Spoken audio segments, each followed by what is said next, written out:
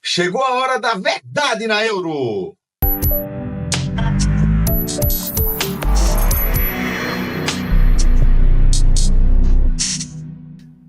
Olá, pessoal! Começando mais um Raio-X da rodada. Eu sou Celso Shigami, estou aqui com o meu amigo Fred Figueroa e o maestro Cássio Zirpoli. Nós somos o 45 Minutos nessa parceria com a Game Arena. Viva o jogo! E hoje a gente vai finalizar a nossa análise dos destaques da rodada, pelo menos em relação à fase de grupos da Eurocopa. Hoje, Fred, a gente vai com um combo, trazendo os destaques da terceira rodada, para, na sequência, a gente apontar os destaques da fase de grupos da edição 2024 da Eurocopa. Estamos prontos aí, companheiro? Estamos prontos, Celso. E a gente vai chegar ainda no chaveamento das oitavas de final, tá? Grandes jogos estão desenhados para as oitavas de final. E a gente vai começar a mexer as pecinhas do tabuleiro para projetar a quarta de final, projetar a semifinal. Hoje esse programa aqui vai ter projeção até de título, tá? Da Euro 2024. A gente está fechando, como você falou, a análise da fase de grupo. Já assistimos 3 jogos de cada seleção, então a gente já tem uma base interessante, não só para análise, mas também para projetar o que está por vir. Maestro, e também sempre importante destacar que o campeonato começa mesmo no mata-mata, e agora que está tudo desenhadinho, fica mais fácil de a gente fazer as projeções, né?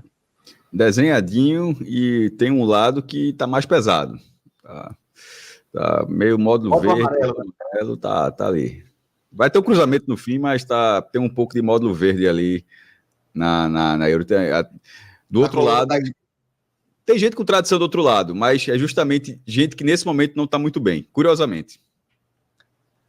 Muito bem, então a gente vai fazer esse combo aqui, tá? Esse especial do nosso raio-x da rodada, trazendo os destaques da fase de grupos e também fazendo nossa projeção para ampliar nosso horizonte aí, se aprofundar nas nossas análises em relação à fase de mata-mata. Então vamos lá, Fred, vamos começar a fazer as nossas escolhas de destaques aí dessa fase de grupos. Celso, nos programas anteriores, na hora de escolher a melhor seleção, 2 vezes a gente ficou com a Espanha, tá? Uma Espanha que começa vencendo a Croácia de forma contundente por 3-0 e depois se impõe absolutamente contra a Itália. O jogo foi 1-0, mas o placar não refletiu o domínio espanhol, tá? Na terceira rodada, quando a Espanha utilizou os reservas e ainda assim venceu, tá? Fechando com 9 pontos, mas uma seleção que a gente fez o alerta no programa anterior provou sua força na terceira rodada. Um grande jogo, uma grande vitória da Áustria sobre a Holanda, tá? 3-2, futebol muito bem jogado, marcação em cima, time veloz, um time objetivo, grandes jogadores, e a Áustria, que talvez seja a surpresa a ser sublinhada, não chega a ser tão surpresa, mas uma promessa, uma expectativa que se confirmou. Caiu num grupo muito duro, né, Fred? Isso. Num grupo com França, com a Holanda, né? Até a Polônia, de certa forma, com jogadores experientes. Mas eu não iria só pela classificação. A surpresa é pelo desempenho.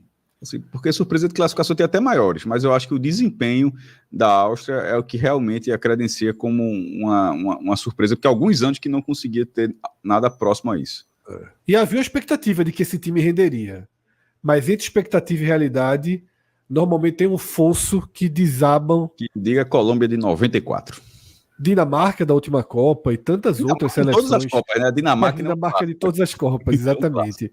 Então, entre expectativa e realidade, como eu falei, tem um fosso. A Áustria saltou esse fosso. A Áustria, para mim, é a realidade e fica como a escolha, né, de melhor futebol apresentado, de melhor seleção da terceira rodada. Para a seleção da primeira fase, me parece claro que é a Espanha, pelo que mostrou nas 2 rodadas com seu time titular e pela capacidade, inclusive, do seu time reserva na rodada decisiva, né? Então, para mim, fica claro que a Espanha é a grande seleção da primeira fase. Mas, inclusive, eu acho que a Áustria é a segunda. A gente poderia até debater Áustria ou Alemanha, mas eu acho que a Áustria é a segunda. Não concordo que a Espanha realmente é a seleção da primeira fase, né? Comprovou o favoritismo, assumiu, inclusive, esse favoritismo aí dentro de campo, na proposta, e fez valer, né? Acho que é incontestável que é a melhor seleção aí dessa fase de grupos. É a única que fez 9 pontos. Tinha lá Espanha, Portugal e Alemanha tinham vencido as 2 primeiras rodadas. Então, assim, tinha essa possibilidade de terminar com 100%. Todo mundo poupou jogadores, todo mundo colocou seleções mescladas. A Alemanha, como anfitriã, ficou no empate. Portugal jogou muito mal e perdeu. E a Espanha, mesmo com suas reservas, foi lá e conseguiu, enfim, se manter com 100%. Então, já tinha sido destaque com o time principal nas 2 primeiras rodadas. E na terceira rodada vence, mesmo jogando com reserva, na condição que outras que tinham vencido também fizeram, mas não conseguiram vencer. Então, assim, a pontuação diz, a performance diz e o elenco também diz. Assim, a Espanha foi a melhor seleção da primeira fase. Bom, então concordamos aí os três com a escolha da Espanha como a seleção da fase de grupos. E agora vamos para a escolha do melhor jogador, Fred, dessa primeira fase. Celso, talvez de todas as seleções que a gente fez aqui, de todas as escolhas, não tenha ficado tão claro, ou tão evidente, ou tão destacado o melhor jogador de cada rodada, né? Verdade. Com Bellingham na primeira, com De Bruyne na segunda. Mas agora com o Sabitzer na terceira... Sabitzer. Então, deixa eu voltar aqui. 1, 2, olha o último 3... Celso, talvez de todas as escolhas que a gente tenha feito nas seleções aí da primeira e da segunda rodada, a escolha por Bellingham e por De Bruyne não foram jogadores que saltaram aos olhos em suas atuações. Tá? De Bruyne foi até melhor. Né? De Bruyne foi melhor do que Bellingham, mas a gente falou muito do peso de cada um. Nessa terceira rodada, teve um incontestável. Tá? O Sabitzer jogou muito bem pela Áustria. Tá? Nessa grande partida, nessa grande atuação da Áustria, existia um protagonismo. Tá? E foi, de fato, eu acho que até de forma unânime, o grande jogador da terceira rodada. Dessa forma, a gente tendo 3 opções, ele acaba herdando esse título aqui de melhor jogador da primeira fase. Por esse regulamento. Por esse regulamento. Talvez se a gente fosse embaralhando tudo, esmiuçando, a gente poderia puxar um jogador que tenha sido melhor. Mas não teve o craque. Não teve um craque na primeira, não teve um grande. Já aconteceu de ter um nome incontestável. O cara se destacou muito na primeira fase, enfim, já chegou como estrela e correspondeu todas as rodadas, ou quase todas as rodadas, enfim. Mas o regulamento que a gente está fazendo aqui é a escolha dentro dos que já venceram em cada rodada. Mas, por exemplo, se fosse, desconsiderando isso, 2 goleiros poderiam estar disputando. Donnarumma da Itália e o goleiro da Geórgia, cujo nome é um pouco mais difícil de pronunciar, mas seria algo como Mamardashvili, que trabalharam demais e trabalharam bem e foram, muito bem, e foram peças importantes, sobretudo da Geórgia. Foi peça essencial para a classificação. E Donnarumma foi muito bem mesmo quando a Itália perdeu da Espanha. Mas assim, só para deixar assim, mas também não foram atuações impecáveis, espetaculares. Assim, a verdade é que vai ter uma escolha aqui, mas é uma escolha que não tem um brilho ainda de craque da competição. Tipo, o vencedor aqui não tá com uma mão na bola de ouro da Eurocopa. Perfeito, Cássio. Eu concordo com os 2 goleiros que você trouxe para a lista, tá? Foram atuações, daquelas assim, atuações que saltaram aos olhos, que chamaram a atenção. Que você sai dizendo, pô, esse cara joga demais. E aí você, nessas 2 seleções, essa foi a conclusão. Pega muito. Pegou muito. Né? Foram destaques absolutos aí da Itália e da Geórgia. Mas, dentro do nosso regulamento aqui... Dentro do meu regulamento eu vou com o austríaco, porque Inglaterra e Bélgica, na verdade, são 2 decepções para terem o melhor jogador da primeira fase. Concordo, estou de acordo também aí com o critério escolhido. E agora vamos tentar apontar aqui o pior jogador da primeira fase. Cristiano na terceira rodada, eu tenho minhas dúvidas se ele seria, mas enfim, foi uma votação prévia que a gente fez e tá ali. Mas eu acho que ele tá pelo pacote, porque querendo ou não, ele passou em branco nas 3 rodadas e é Cristiano Ronaldo, né? Então, assim como a gente fez outras questões, assim, independentemente da idade dele, ele continua sendo um cara que faz gols, que é um cara que bastante procurado pelos companheiros. Mas, por exemplo, ele tem sido um destaque na rodada passada, mas nessa rodada a Portugal colocou um time mesclado, com muitas reservas, mas Cristiano Ronaldo ficou porque ele queria fazer o gol, e até Modric tinha quebrado o recorde de jogador mais velho a fazer um gol num dia, e se Cristiano Ronaldo, que é mais velho que Modric, tivesse feito, ele já teria quebrado esse recorde de novo, mas perdeu algumas oportunidades. Não foi o pior, não foi uma atuação muito ruim, mas era Cristiano Ronaldo contra a Geórgia. Então, assim, ele tinha, já que ele estava a Vera... E um jogo que foi 2-0 Geórgia, né? Isso, e foi 2-0 Geórgia. Então, Cristiano Ronaldo tá ali. Mas, só dizendo, dito isso... E ainda saiu Ronaldo... irritado, né? Ainda saiu dando murro no banco, chateado. Eu acho que teve um choque de realidade aí também, tá? Você pega a Geórgia, em outros tempos, Cristiano Ronaldo, mesmo com o time mesclado, eu vi um conteúdo... voaria sobre a Geórgia, né? Eu vi um conteúdo muito interessante, que inclusive alguns jogadores da seleção da Geórgia fizeram parte de um programa, né, que Cristiano Ronaldo banca ainda, e isso chama muita atenção também, e a materialização do que você acabou de falar, né? Em outros tempos seria realmente diferente, né? Esse é um projeto, né, que existe na Geórgia, e essa história é o seguinte: no dia que ele foi visitar o projeto, ele conheceu várias crianças, e 5 dessas crianças estão na seleção da Geórgia, né? Então mostra o passar do tempo, mostra a importância dele, né? E mostra a importância de projetos como esse também em países que precisam, né, de um investimento em desenvolvimento do esporte, desenvolvimento como um todo, que os frutos existem, né? Então é bem simbólico. A Geórgia tem feito esses investimentos aí em projetos, inclusive bancados pelo Estado, por entender a importância do futebol mesmo. Aí rende frutos, sem dúvida, né, mestre? E nesse caso, o Cristiano Ronaldo, falando de crianças, lembrando que na própria seleção de Portugal tem jogadores que não eram nascidos, né? Nem que não tinham sido ainda não eram nascidos quando o Cristiano Ronaldo já tinha jogado pela Euro, não é pela seleção de Portugal, não é pela seleção sub-20, é pela Eurocopa. Eurocopa, no caso de 2004. Essa é a 6ª Eurocopa dele. Mas, encerrando essa Cristiano Ronaldo, ele fica ali na terceira rodada, mas para mim não é nem de perto o principal candidato a ser o pior jogador da primeira fase, até usando... A gente vai usar o mesmo critério que a gente usou para o melhor jogador.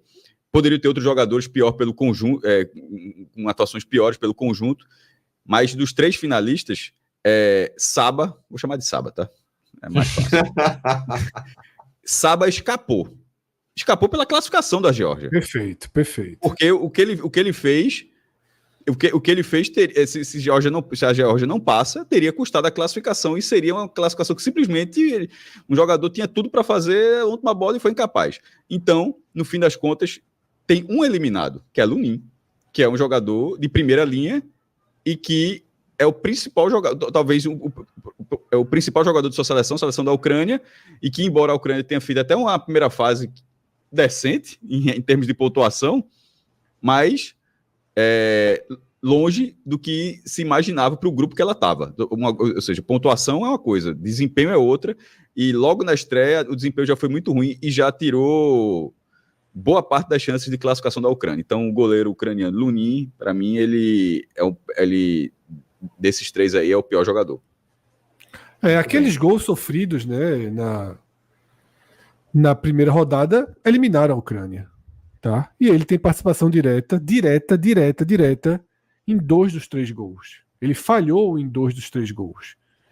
Então, é o jogador que maior frustrou, tá, o seu país, que maior decepcionou, pelo que foi dito aqui. É o goleiro que foi titular do Real Madrid durante basicamente toda a Champions, tá? Só que ele é o reserva do Real Madrid, naturalmente, mas pela lesão de Courtois, isso. Courtois voltou para a final. Então, Lunin foi protagonista. do título do Real Madrid, ou pelo menos da campanha até a final do Real Madrid. E é protagonista da eliminação da Ucrânia. Então, para mim, não tem como ele evitar esse simbolismo de pior jogador. Tá? Porque, na verdade, a escolha do pior jogador é sempre simbólica. O pior jogador é aquele cara que a gente mal viu jogar, que entrou e fez tudo errado. Né? O pior jogador, na verdade, é isso. Mas aqui é muito simbólico. Pior que Lunin. Exatamente. Muito. Assim, Lunin não é o pior jogador desse tanto que jogou na Eurocopa. Ele é só o pior. A barrinha dele, né, mestre? Não é a menor, né? Ele é o vilão. Ele é o vilão. É só um jogador que se esperava um pouco. Saba é um reserva. Saba poderia não estar nessa ordem, mas o que ele fez, o que ele fez no jogo assim foi muito destacado. Eu diria justamente que essa é a questão, mestre. A gente escolhe aqui os piores jogadores dos que viraram personagens mesmo da competição, né? Que furaram a pior porque de repente, dos que entraram em campo naturalmente. Tipo, o cara entrou e não fez absolutamente nada. Ele burocrático, joguinho sem sal, nem foi muito pior, né? Mas Perfeito. Bom, vamos agora escolher o melhor jogo da primeira fase, tá? Porque na estreia escolhemos a goleada do primeiro jogo, inclusive, né, dos anfitriões, a Alemanha, sobre a Escócia, que fizemos react, acompanhamos ali a resenha da torcida da Escócia, com a performance do próprio time. Mas o fato é que esse jogo, ele não entra, mal vai entrar aqui no debate aqui sobre o grande jogo da primeira fase. É o terceiro lugar, bronze, pode dar medalha de bronze. A dúvida é Albânia e Croácia e Holanda e Áustria. Meu voto, com convicção, um voto convicto, é por Holanda e Áustria. A Áustria fazendo 1-0, a Holanda reagindo, a Áustria fazendo 2-1, a Holanda reagindo, a Áustria fazendo 3-2, a Holanda tentando lutar para empatar e a Áustria chegando a fazer 4-2, mas o jogador estava adiantado. Assim, foi... E o jogo em Berlim, maior estádio da Eurocopa, ou junto ali com o do Borussia, né? Que o Borussia é uma cavalista também, e meio a meio, de um jeito assim, tava um visual de clássico. Muitos jogos da Eurocopa foram assim, mas esse tava especialmente desse jeito ali, com a mancha laranja de um lado e a mancha vermelha do outro, e foi um bom jogo mesmo. Sem dúvida, para mim o voto é dessa partida que mudou a visão sobre a Áustria, né? Porque a Holanda não jogou mal. A Holanda não fez um jogo morno como foi o jogo anterior contra a França, tá? A gente viu uma boa Holanda em campo e uma ótima Áustria em campo, e uma partida com 5 gols, como o Cássio já trouxe aqui o roteiro, o tempo todo a partida aberta. Então é o grande jogo. Tivemos ótimos jogos, tá? Tivemos ótimos jogos. Jogo de rodada 3, sem ser aquele jogo moroso que também teve, mas esse era o jogo assim, tava completamente à vera aí. Concordo com vocês, é o grande jogo da fase de grupos, da primeira fase. É um jogo que foi muito dinâmico, né? Tem um roteiro eletrizante e que é um jogo enorme, inclusive. Vamos agora escolher o outro lado da moeda, trazendo o pior jogo dessa primeira fase e trazendo aí a Inglaterra como protagonista aí dessa sessão, né? Olha, como teve um gol ali, o da primeira rodada já é o terceiro lugar, né? Você teve um gol. E é o terceiro mesmo, porque os outros foram complicados. Veja só, Eslovênia, esse vai ser um voto difícil, por quê? Inglaterra e Eslovênia foi horrível. Eu dormi no primeiro tempo, eu cochilei no primeiro tempo. E foi um jogo, curiosamente, depois fui ver assim, e tiveram memes sobre a sonolência do jogo. Foi um jogo sonolento, é um jogo sem atrativo. Então, tecnicamente, eu estou inclinado a Inglaterra e Eslovênia. A questão de Holanda e França, que ainda teve 5 centavos de emoção, mas assim, porque era o grande jogo da primeira fase. Ou pelo menos um dos, também tem a Espanha e Itália, mas esse particularmente tinha uma expectativa muito boa sobre esse jogo e acho que não cumpriu. Talvez se fosse outro momento, talvez eu me arrependo do voto, mas assim, eu vou com Inglaterra e Eslovênia, porque a Holanda e França foi ruim, mas pelo menos deu para ver. Inglaterra e Eslovênia, eu estou dizendo que eu dormi e foi realmente um jogo muito chato. É exatamente isso.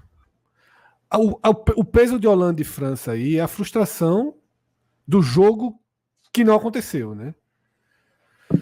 Do grande duelo de duas potências em bom momento técnico, em boas gerações, mas que não aconteceu o jogo. Esse jogo teórico, que se você abrir o videogame e disputar uma partida de FIFA, vai ser sempre um jogaço. Esse aí, a vida real foi muito Frustrante. muito exatamente amarga, o jogo muito muito abaixo. Agora, Inglaterra e Eslovênia foi o resumo de quem acha futebol chato. Existe uma parcela de pessoas no planeta que acham futebol um jogo chato. Porque tem pouco ponto. Porque sistemas defensivos podem prevalecer muito acima, né, do que um sistema defensivo consegue prevalecer num basquete, por exemplo. Tá? No basquete, o sistema defensivo não é capaz de anular uma superioridade absoluta. No futebol é.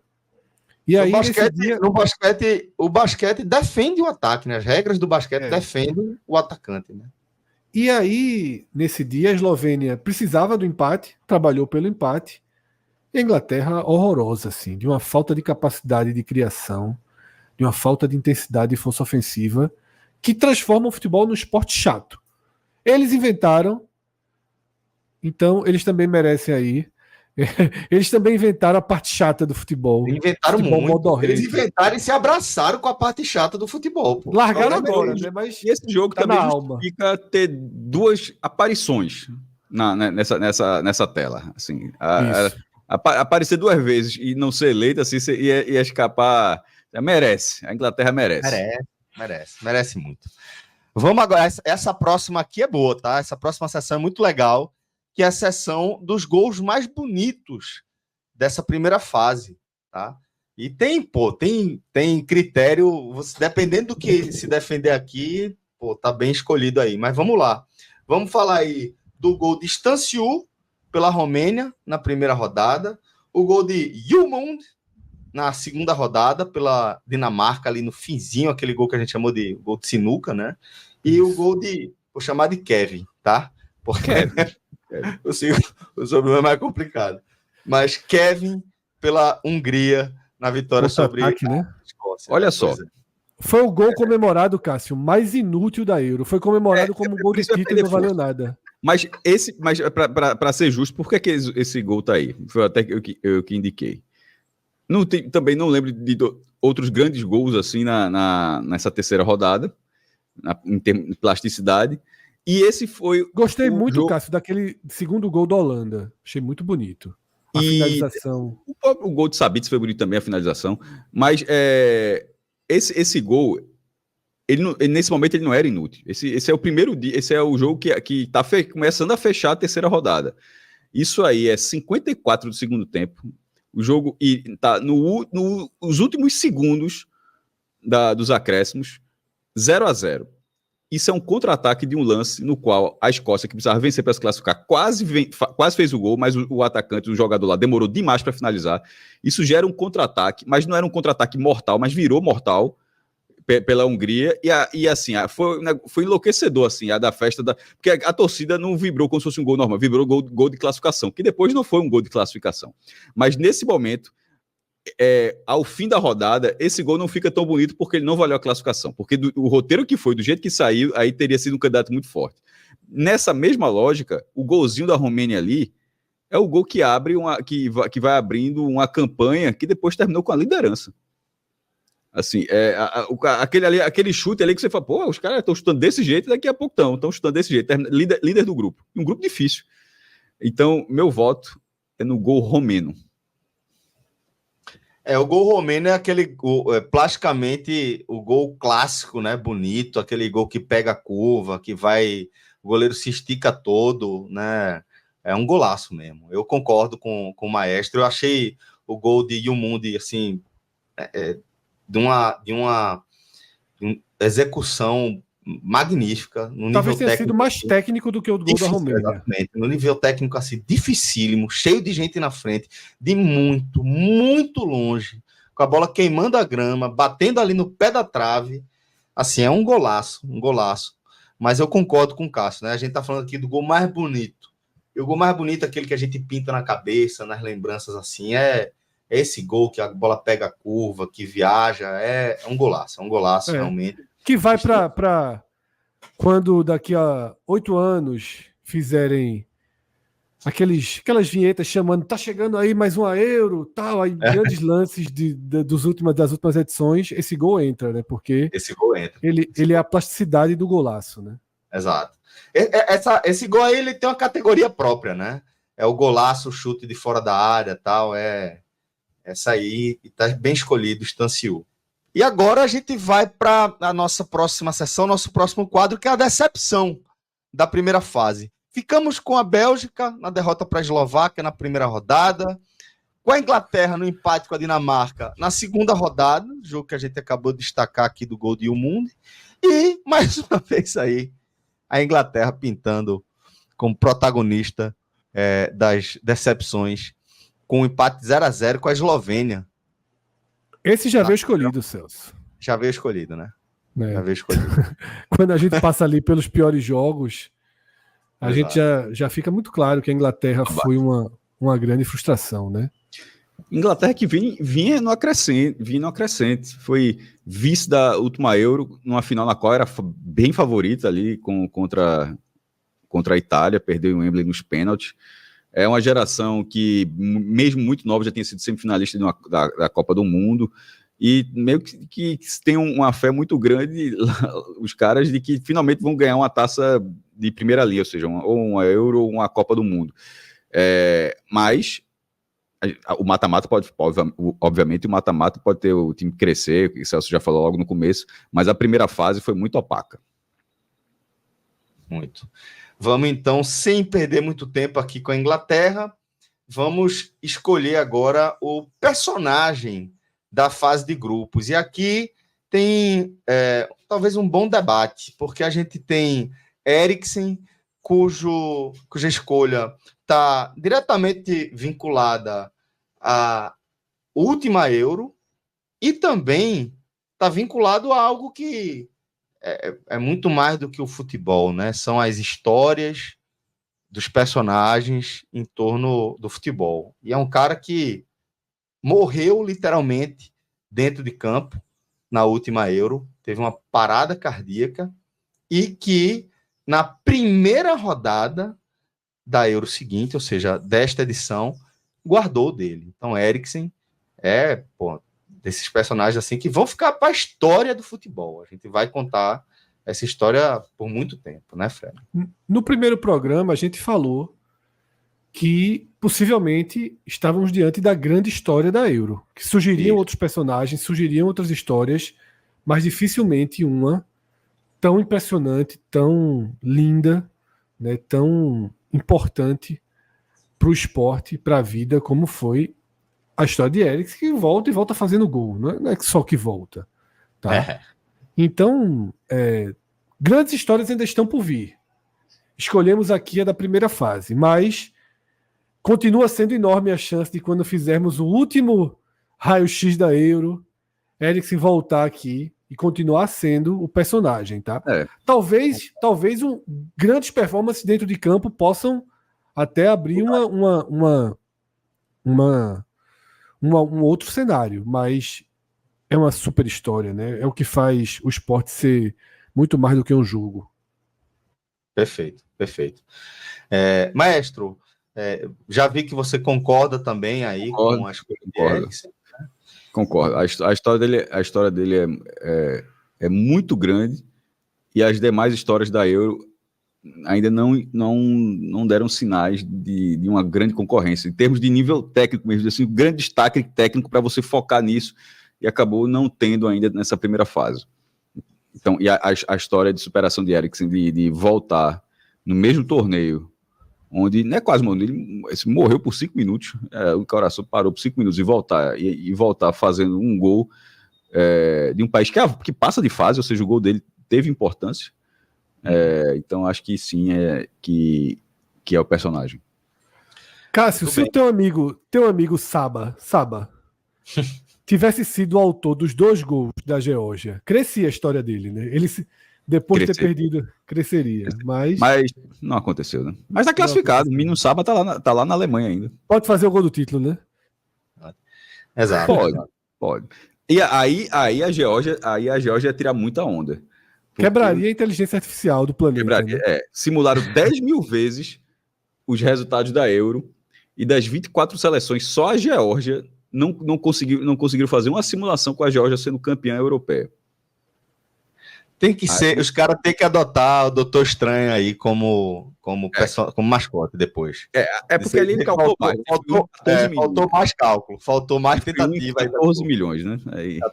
Hoje vai ser mais uma, né? Que faremos a nossa aqui, mas dificilmente colocaremos a Geórgia. Não, e nem a Geórgia se coloca também. Exatamente.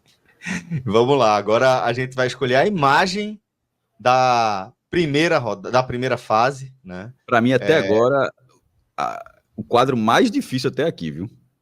Perfeito. Enquanto alguns quadros você descarta um logo, outros quadros fica ali 2. Para mim, qualquer uma dessas 3 imagens aí poderia vencer e sem muita margem de questionamento. Exato.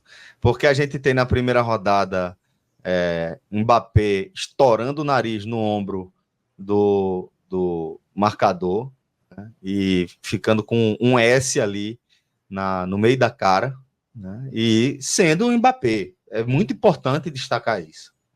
Obviamente, se fosse qualquer jogador, um goleiro, né, o zagueiro que estava marcando ele, tivesse saído com o nariz quebrado, seria uma imagem impactante. Mas ser Mbappé dá um peso ainda maior para esse evento. Depois a gente tem o gol anulado de Lukaku, né, por algo absolutamente milimétrico e que traz para a prática da forma, talvez, uma das formas mais massivas possíveis, né, dentro de uma Eurocopa transmitida para o mundo todo com interesse global, o debate do impedimento, né, onde há o debate atual dentro das instituições que definem o regulamento de futebol de inverter essa lógica aí, onde qualquer parte do atacante ou do jogador que está partindo em ataque em contato com o seu marcador daria condições de jogo a ele e não o contrário. Isso aí deixa muito claro que Lukaku não teve nenhuma vantagem, né, nesse lance. E, por fim, a frustração expressa, estampada no rosto de um dos craques da atualidade, dessa geração do futebol, Luka Modric, após a eliminação de sua Croácia. Então, são 3 imagens realmente pesadas para a gente escolher uma. Dificílimo. Tá? Eu descartaria a de Lukaku, certo? Diante das outras 2, apesar de tudo que eu falei aqui, eu descartaria essa de Lukaku. Eu descartaria Mbappé. Eu vou ficar com a de boa. Eu quase que disse isso. Porque a Mbappé é um acidente, é a principal estrela, tendo um choque mais logo na primeira rodada. Ainda bem que voltou a jogar, ou seja, isso não o tirou da Eurocopa, isso. Atenua. A imagem, ela é impressionante, mas é uma imagem virtual, assim. A de Modric é um dos maiores nomes do futebol, com assim, um abatimento depois de ser eliminado com gols 50 do segundo tempo.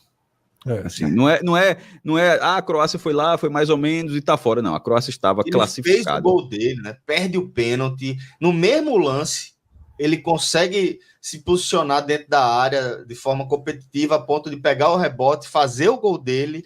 O gol que o tornou o jogador mais velho a fazer um gol na Eurocopa. Perfeito. Num dos grandes nomes da competição, Donnarumma. O gol que estava classificando a Croácia até os 50 do segundo tempo, diante da atual campeã, tá? Assim, para colocar do outro lado da história, era a Itália que estava sendo eliminada e era a atual campeã, um jogo duríssimo, confronto basicamente com um mata-mata ali, e já estava no banco de reservas. Essa imagem é já se despedindo da torcida, mas e o tempo todo a transmissão mostrando como é que ele estava no banco de reservas, quase quando sai o gol da Itália. Então, assim, dificilmente ele vai jogar com 42, 43 anos a Eurocopa de 2028. A Copa do Mundo de 26 talvez, mas assim, a Eurocopa é improvável. Então, assim, se despede da Euro sem o título, coisa que nos últimos anos passou muito perto da Croácia, né?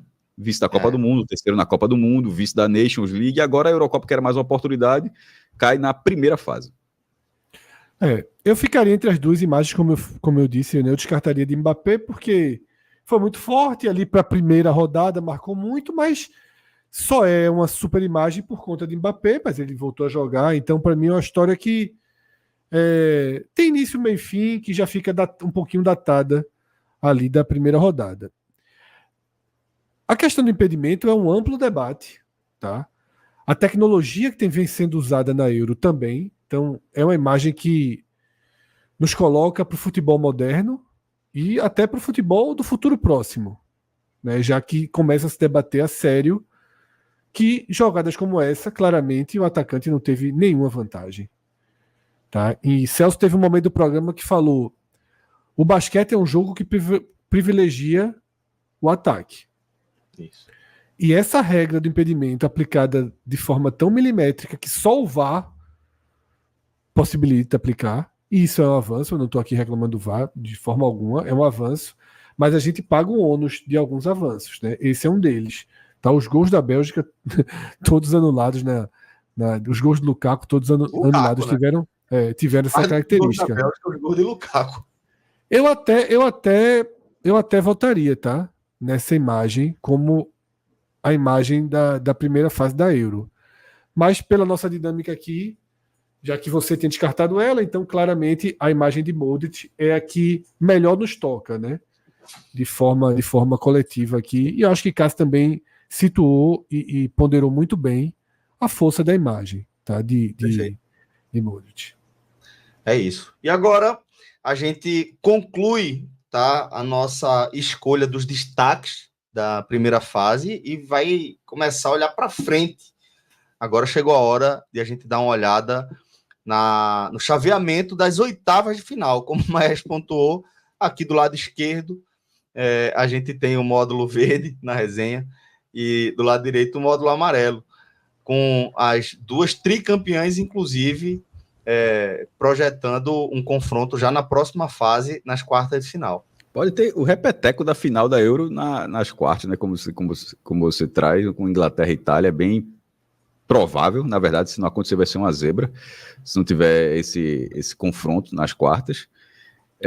A gente está com as bolinhas na tela já do que a gente considera quem passa para as quartas, né? Assim, isso. Já tem uma análise prévia aí, um exercício de futurologia. A gente foi da seguinte forma: a gente colocou todos os favoritos, 7 favoritos, e Áustria e Turquia, assim, que ali não tem um favorito absoluto, ali tem quem tem o melhor momento, não existe um domínio do futebol ali, ou Áustria ou Turquia ali.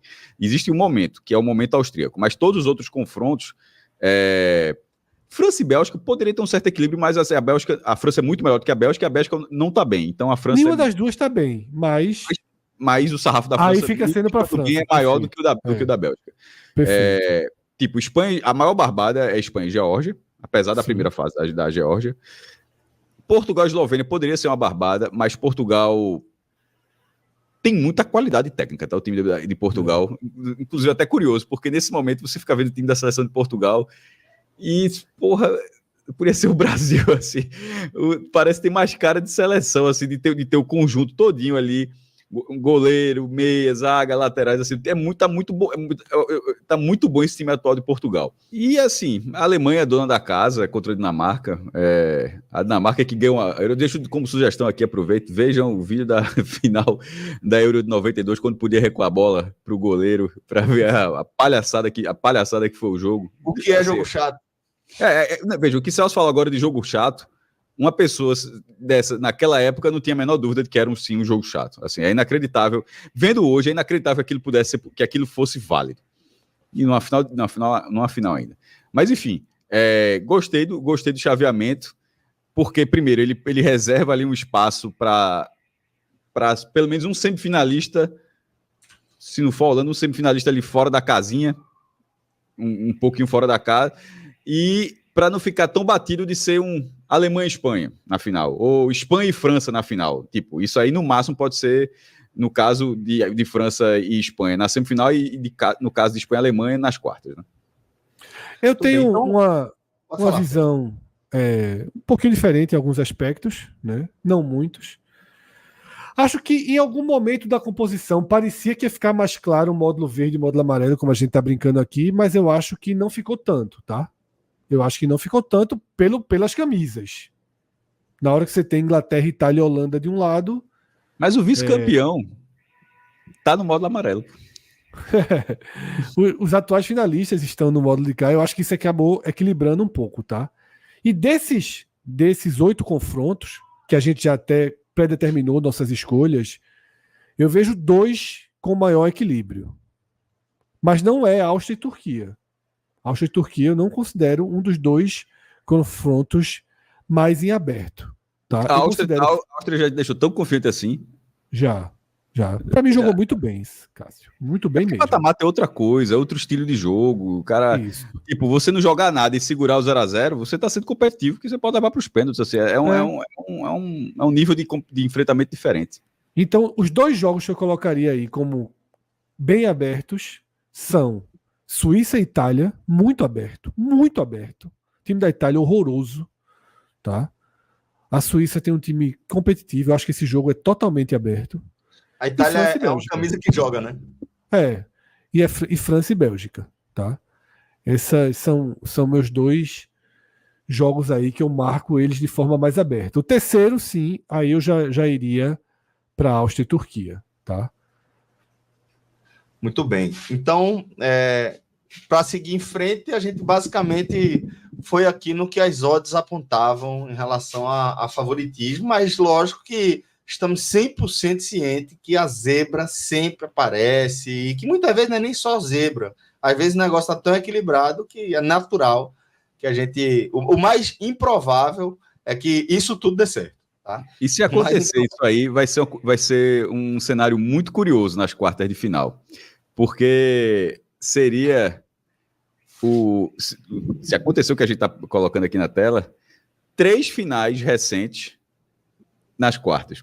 Espanha e Alemanha decidiram a Euro de 2008 e a Espanha foi campeã.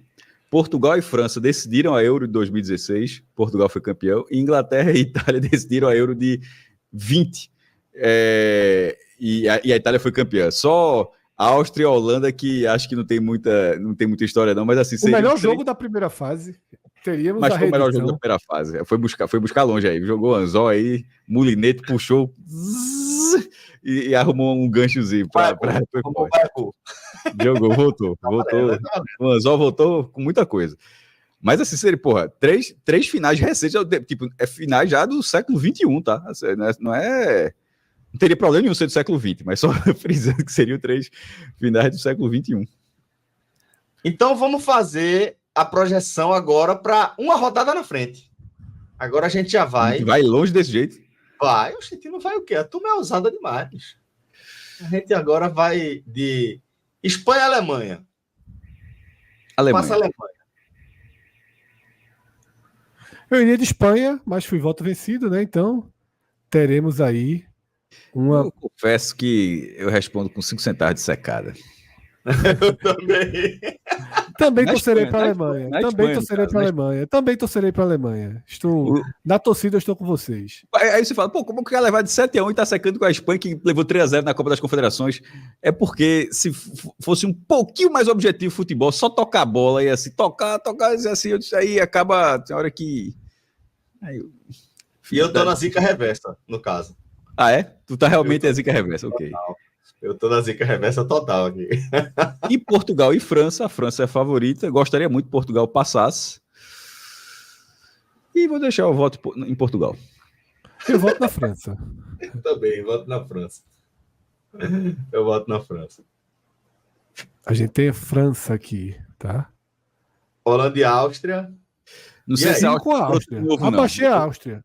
Eu vou na Holanda. Eu vou na Holanda porque eu não sei se a Áustria faz aquilo 2 vezes na Eurocopa, não. É questão de ódio, tá? Assim, é assim, sabe aquele negócio? O cara vai ganhar para sempre, assim, eu não sei se... Foi muito bom aquele jogo para achar que vai ter de novo. Eu tô muito dividido, mas eu acho que eu vou ficar com a Áustria também. A Áustria muito consistente o futebol, muito certinha na marcação. Eu acho que fosse semifinalista. Eu gosto quando tem pelo menos uma figura ali que não sai um pouco, né, nos torneios de seleções, quando sai um pouco do usual, que é o que a gente já está vendo do outro lado. E é um projeto, né? O projeto que da Red Bull, o mesmo treinador que implantou em várias. Tem É Red Bull Áustria? É Red Bull Áustria, é Red Bull Áustria. Nossa. É Red Bull Áustria, é Red Bull Áustria. Red Bull Áustria, bro. Red Bull Áustria, perfeito. É Red Bull Áustria. Não tá pura, não. Não tá pura, não. Red Bull Áustria é foda. A Áustria não tá pura, não. Taurina, viu? É muita taurina. Taurina, meu irmão. Não tá pura, não, a velha Áustria aí. E Inglaterra e agora... Itália? Aí eu vou de Itália. Eu tenho dúvida se a Itália passa da Suíça. Passa dos pênaltis. Eu tenho dúvida se a Itália passa da Suíça, mas se passar da Suíça, eu acho que passa da Inglaterra. Eu também acho. É uma camisa que joga. Pronto. E a Inglaterra, pelo amor de Deus, pô. A Inglaterra. Você entende que vai ser interessante essa final, viu? Voto. A gente vai. Continua? Continua. Chegou até aqui, não, como é que não continua? França. A Alemanha cai na semifinal em casa de novo. França. Alemanha. Mas voto vencido, né? Aquele voto só para dizer que votou. Bora ver.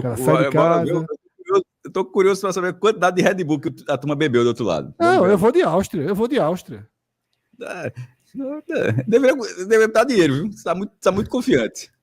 No outro programa a gente bota. No 45 minutos a gente abre o site da Bet Nacional e coloca. Mas se a semifinal for essa, Áustria e Itália, a Itália já tá muito longe. Nesse momento, meu amigo, não para mais não. Aí já virou locomotiva. Aí, ó, veja, a atual campeã já tá na semifinal, aí já é fase locomotiva. Aí não cai, não. Itália passa. Eu também Celso acho. Para desempatar. Tô com o Maestro também. Aí, pra mim, se a Itália chegar aí, irmão, imagina essa Itália jogando com a Áustria. Toda vez eu confundo. Qual é o nome daquele filme? É Expresso da Manhã ou Expresso da Manhã, né? O mundo tá gelado. Expresso da Manhã. Expresso da Manhã. Pronto. Aí chega Polar é filme de Natal. É um filme de Natal, então é Expresso da Manhã. Aquele trem que fica dando volta no mundo sem parar. É isso. Não, duas seleções que jogaram nada. Dividiu o título, foi? É verdade. Aí da França. Aí da França. Aí, meu amigo, aí Donnarumma é um só. A França aí, olha só, marchando em Berlim. A Marcelisa tocando em Berlim. Esse vai ver. Dito isso, a chance da Espanha ser campeã é enorme. É enorme, mas o chaveamento dos caras é chato. A Geórgia é o seguinte, ó. Quando ele jogar com a Geórgia, terminou o jogo, tá classificado. Aí chega o treinador e fala: acabou, viu? Daqui pra frente, meu amigo, daqui pra frente é hostil. Mas assim, já pegou Itália, já pegou Croácia. Vocês estão ligados que não é isso aí. Porra, é diferente. Itália pegou na segunda rodada ali. Perdeu o jogo e tal. Meu irmão, quando tá valendo, o Ronaldinho Gaúcho, essa frase do Ronaldinho Gaúcho é muito boa. Quando tá valendo, pô. É outra coisa, é outro campeonato. É outro campeonato, porra. Começa outra Euro agora. Porque ali você não tá obrigado a ter que fazer um gol porque o outro fez um gol, porque senão... Não, meu irmão, 0x0 aqui tu tá indo. É o esporte onde o 0x0, onde você não tá fazendo nada. Futebol é o esporte onde se você resistir, você pode se classificar. Basta resistir. Você não precisa desmontar o outro lado, não. Mas se você resistir ao outro lado e tiver um goleiro bom, os caras, e a Itália tem, por exemplo, você tá na briga. Então... Cássio, esse teu corte vai chegar na Geórgia, vice. Qual? O futebol é um esporte onde basta resistir. Se você tiver um goleiro bom, vamos traduzir. Vamos botar uma legendazinha. Vamos botar uma legendazinha, irmão, vai chegar. Tá ligado a bronca que foi não da Geórgia pra Eurocopa, não? Tu não viu na Casa da TV, não? Diz aí. Na Geórgia, se fala lá uma língua que só existe lá. Aí quando foi a escalação, tipo, fazia parte da União Soviética, mas a língua que se fala lá só existe lá. E é um país pequeno. E para traduzir, irmão, é tipo a Islândia, que é assim, só 300 mil pessoas falam a língua da Islândia. Aí foi um problema enorme. Aí nome que a galera fala de forma diferente. Por isso que a gente tem que falar aqueles que tem 2 sílabas no máximo. Aí nessa Sabá. Se é que, a gente não sabe se é Saba, Sabá, Chaba. Não deve ser nenhum dos nomes que a gente falou, mas... Detenção de quem é que sabe? Aí, meu irmão, a parada é a seguinte, se quiser chegar o corte lá na Geórgia, pode chegar. Quero ver traduzir. Bom, vocês sabem que tem duas chances aqui de a gente virar meme, né? É igual o Telecena, mais e menos pontos. Se a gente acertar 0 de 8 das quartas de final, a gente vira meme. E se a gente acertar 100% aí até a final, a gente também vira meme. Se a gente errar os 8 das quartas de final, vou deixar aqui. A reta final da Eurocopa será espetacular. Torço muito. Pronto, eu queria virar esse meme. Adoraria que as quartas de final da Eurocopa fossem Croácia e Dinamarca. Todas as seleções que a gente não colocou como passando de fase. Ó, Geórgia e Dinamarca, Eslovênia e Bélgica, Romênia e Turquia, Eslovênia e Suíça. Eu quero essa Eurocopa. Eu voto por essa Eurocopa. Cássio salvando o apresentador que patina em algumas bandeirinhas. Salvando o apresentador que patinaria em algumas bandeirinhas. Essa Eslovênia e Eslováquia, o apresentador não... Eu errei, foi? Não, você acertou. O apresentador não passava do Eurogamer, não. Eurogames é difícil. Bandeirinha é um negócio complicado. Fred já pedi para ele botar as 3 letrinhas ali embaixo, não custa nada, para ajudar a turma. Mas vamos lá, a gente vai dessa forma. Eu tô torcendo muito pelo meme. Adoraria a Eurocopa a lá 2004. Nem foi a 2004, na verdade, a Grécia passou por muita gente, meu amigo. Tirou a França, ganhou de Portugal fora. A campanha da Grécia foi muito grande, mas o campeão foi um campeão diferente. Vamos chegando ao fim de mais um programa. Espero que você... 1, 2, olha o último 3. Vamos chegando ao fim de mais um programa. Espero que vocês tenham curtido aqui esse conteúdo. Se vocês gostaram, deposite seu like, compartilhe o nosso programa e nos ajude a chegar a mais pessoas. Muito obrigado e até a próxima. Tchau, tchau.